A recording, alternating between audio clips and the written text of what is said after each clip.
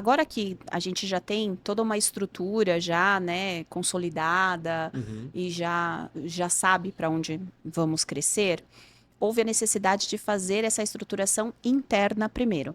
Porque Tá. antes da gente pensar na escala, a gente precisa olhar para essa atração, porque Uhum. senão você faz o famoso voo de galinha. Uhum. Então, o crescimento da VIP com o tempo fez com que ela precisasse olhar para investimentos em infraestrutura, para investimentos em formação de pessoas. Então, o próprio desenvolvimento, né, da plataforma, Uhum. a mudança em linguagem de programação, atualizações. Então, Você enxergava coisa que não dava para escalar. ainda não. Aham. Ainda não dava. Tipo, a gente está num momento de crescimento, Sim. mas precisávamos ainda olhar para algumas coisas internas, principalmente indicadores, Uhum. métricas, que às vezes no dia a dia da operação você para de olhar para isso. Uhum. Então, nós tomamos essa posição de abrir essas frentes de negócios, foram oportunidades que chegaram, licenciados, integrações, o white label e tudo Uhum. mais, legal.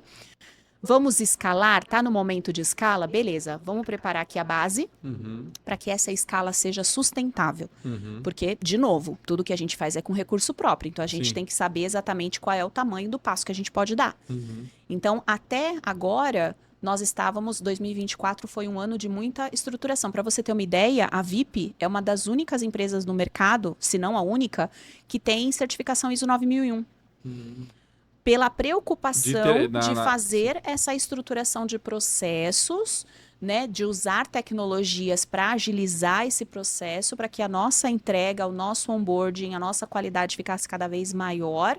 E isso ajustado e otimizado, eu consigo fazer uma escala mais rápida. Uhum. Porque de vez em quando eu vou ter que trocar o pneu com o carro andando. Sim, Isso não vai total. ter o que fazer. Sim. Mas eu posso trocar um pneu, não preciso trocar dois. Uhum. Então a gente mitigou o máximo de riscos possíveis nessa parte de operações, Uhum. para ter operações e infraestrutura, para ter um crescimento, uma escala mais saudável. Que legal. Acho que por isso que a gente não Que não chegou nesses chegou 5 em milhões 5 ainda. milhões. Mas Legal. tá chegando. Tá chegando. Tá chegando. Não, vai chegar. É matemático, né? É Você isso. vai estrutura a meta, o que E precisa, até para quantas isso, reuniões, exato. Se você não faz esse tipo ligações, de venda. análise, você fica refém do mês a mês. Uhum. Não dá para ser refém do mês a mês. Você tem que ter uma estrutura ali, algo que te dê essa previsibilidade. Para isso, você tem que olhar seus números. Sim. Então, muitas vezes, no meio ali da operação, você acaba não fazendo isso. Uhum. E a hora de você Você percebia crescer. que você emergia pro operacional lá com a equipe de novo, ou no tático com as Ai, cara, lideranças. é tão difícil não fazer, né? Sim, Porque a gente que iniciou tudo, sim. sair da operação é um Uhum. trauma. É. Mas E, hoje eu tenho pessoas muito boas para o isso. que eu sinto assim, Kátia, também, às vezes, quando eu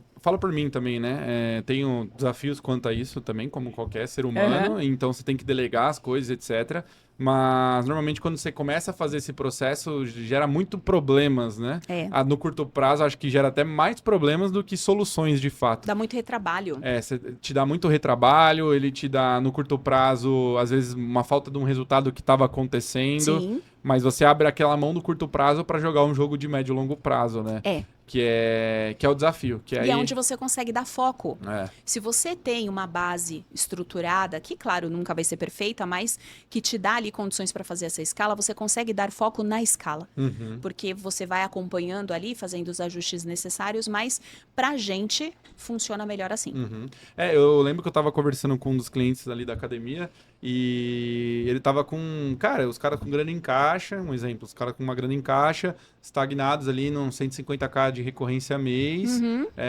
e aí eles, cara, quero escalar isso aqui e tal, legal, vamos pro churn, deixa eu dar uma olhada como tá o atendimento, churn, né, como que tá os seus Sim. cancelamentos, tudo, e aí o negócio tava numa linha muito ok, né, então tipo...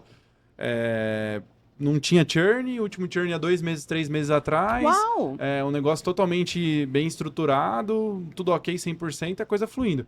Falei, pô, que massa, né? O negócio tá legal. Então, onde que é o desafio? Você quer faturar 300k, 400k, vender. Não tem Uhum. outra coisa. Agora é o Sim. momento da escala.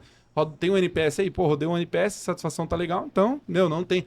Nem vamos olhar para isso. O objetivo aqui é a gente olhar só para venda, criar canal de venda e vamos embora. Uhum. Vamos olhar seu canal de venda. Quem que é os vendedores? Ah, sou eu e o outro sócio. Não, pô, tem coisa errada. Não, cadê os vendedores? Então, mas cara, aí tem um caixa, tipo, e o medo aí vai para umas travas. Aí eu coloquei vendedor, mas não rodou, que aí eu falo, mas cara, não vai rodar o primeiro mês nem o segundo mês, você vai ter que abrir Não. mão. Então, na minha trajetória, acabei também tendo muito disso, que as pessoas tenham... É crença mesmo Sim. de simplesmente colocar uma operação para rodar, que vai sair uma grana, vai sair um investimento, talvez passou por um perrengue, às vezes, de tipo, não ter a grana de botar o salário da galera, e aí você fica com receio de tomar o passo. Sim. E aí eu juro pra você, não, a gente não fez.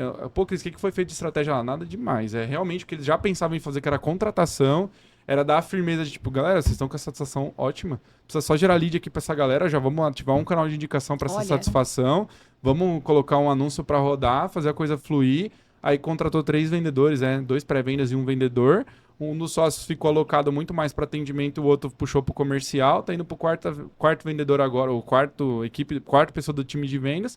Já tem os vendas de indicação, mais vendas do canal de outbound, de prospecção. olha, E, cara, questão de 2, 3 meses. Aí, tipo, sim, nos 2 primeiros 3 meses, consumiu um pouco do caixa claro. para apostar, mas eles já estão criando um canal de vendas previsível, já tem 5, 6 reuniões de vendas marcadas por semana, já está começando o negócio fluir, e aí é questão de, na hora que estabilizar 2, 3 meses de resultado, começar a montar uma projeçãozinha e ter vendas. Então, eu vejo muito do que você falou, como vem do... É a mesma lógica, eles são uma empresa de tecnologia também, mas de outsourcing de TI. É uma lógica muito de...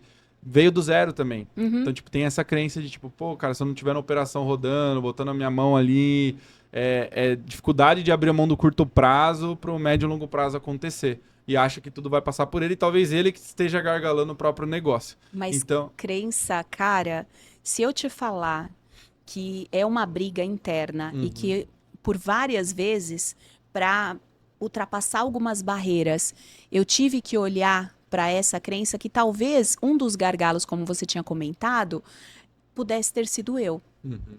Porque essa questão de crença limitante é um negócio muito sério, que a gente muitas vezes tem e não percebe. É um trabalho mesmo de autoconhecimento. sim. Eu gosto muito de ter mentorias. Então, eu acho muito legal você ter oportunidade de conversar, de trocar ideias e de falar com pessoas que já passaram por aquilo que você passou.